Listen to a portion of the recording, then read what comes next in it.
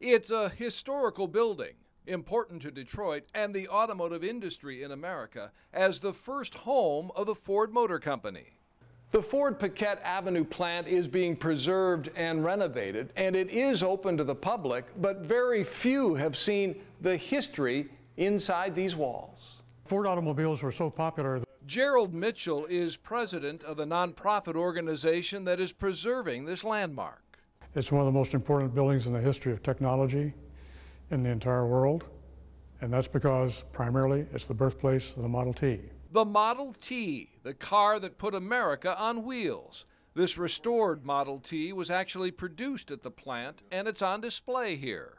Henry Ford had this radical idea that he could build a car for the masses. It's going to be simple, reliable, and inexpensive. And the culmination of that dream was the Model T. The idea was conceived here. The first prototypes were built here, and the first 12,000 Model Ts were actually built in this factory. The building dates back to 1904. 2 years later, Henry Ford was on his way. This is a 1906 Model N Ford. It proved to be fabulously popular, so he knew he had the right idea.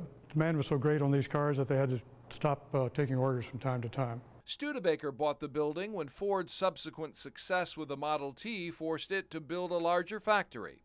It had several other owners in the years that followed.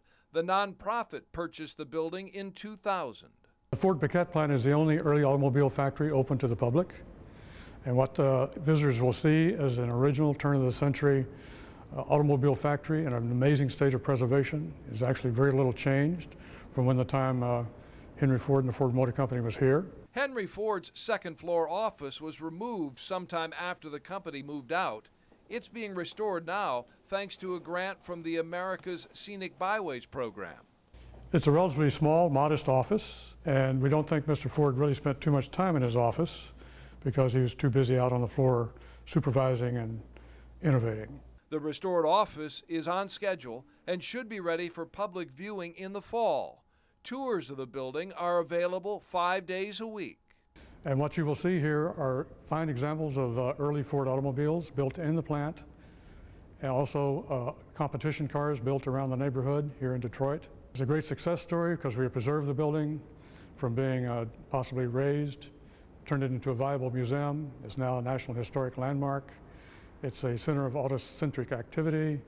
It is a tourist destination that brings a great deal of pride and awareness of the city's wonderful automotive heritage. Experiencing history in the heart of the city, in the motor capital of the world.